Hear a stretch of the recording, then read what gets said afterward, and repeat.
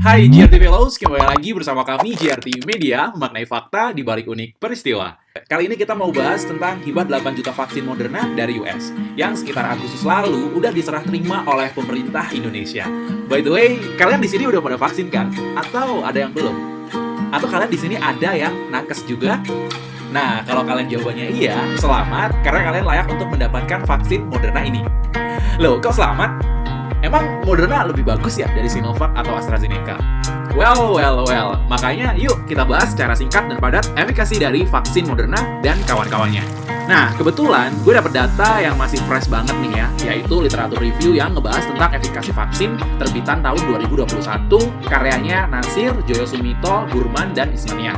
Di jurnal ini dijelaskan bahwa efikasi AstraZeneca itu 62,1%, lalu Sinovac 65,3%, terus Sinopharm 79,34%, lalu untuk Pfizer 95%, dan Moderna 94,1%. Wah, ini sih tinggi banget ya.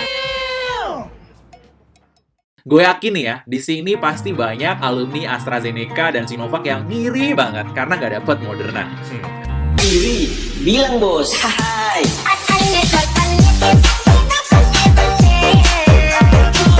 Well, jangan khawatir. Meskipun perbedaan efikasinya cukup jauh, kalau dilihat dari data penurunan kasus aktif corona berdasarkan jenis vaksin yang digunakan, penurunannya itu mirip-mirip kok antara AstraZeneca, Sinovac, Moderna, Pfizer, maupun Sinopharm, yaitu di kisaran angka 49% sampai 50%-an. Artinya, dengan melihat kondisi realita di lapangan, semua vaksin yang tadi udah gue sebutin punya kemampuan yang kurang lebih sama. Nah, jadi kalau vaksin diibaratin phase anti peluru di game PUBG Mobile nih ya, nah Moderna sama Pfizer itu phase level 3 lah ya kira-kira. Dan kalau AstraZeneca sama Sinovac itu phase level 2 ya. Jadi sebenarnya udah cukup banget kok ya buat proteksi diri lo dari musuh-musuh yang hobinya ngendok. Tapi ini kalau skill nembak lo udah jago lah ya. Kalau lo nya juga noob, ya phase 3 pun kayaknya tetap nggak guna deh ya.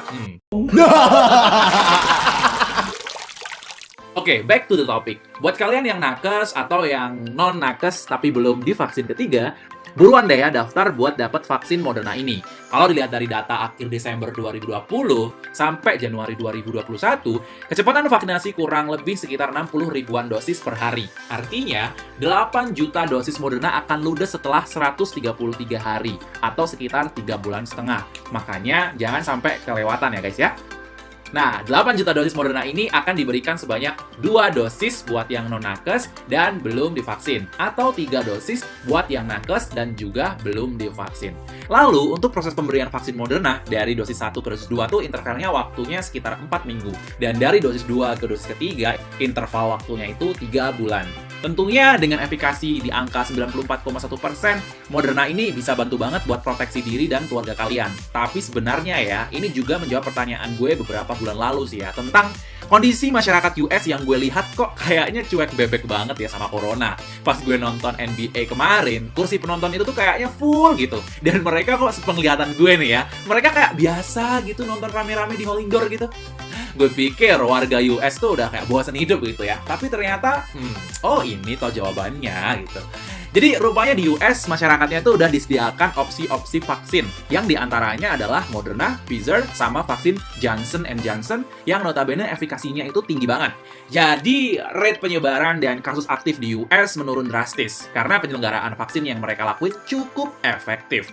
Tapi ingat ya guys ya, ini nih Indonesia bos ya, bukan kayak US yang fasilitas kesehatannya udah mutakhir dan mengcover hampir seluruh kebutuhan kesehatan warga US. Jadi nggak apple to apple ya kalau mau bener-bener bandingin keadaan di Indonesia sama yang ada di US. Dan kalian juga mesti ingat nih ya, kalau kalian udah divaksin Moderna, jangan cuma dilihat efikasinya aja yang 94,1%, tapi lihat juga bahwa masih ada risiko 5,9% ya untuk terjangkit corona.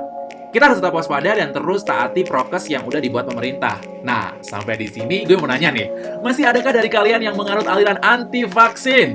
Coba mana? Oke, beli jaring aja udah divaksin loh ya. Masa kalian belum divaksin?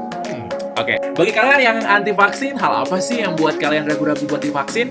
Kali aja nih ya, kita bahas hal tersebut lebih dalam di konten kita selanjutnya. Well, kita lanjut di kolom komentar ya.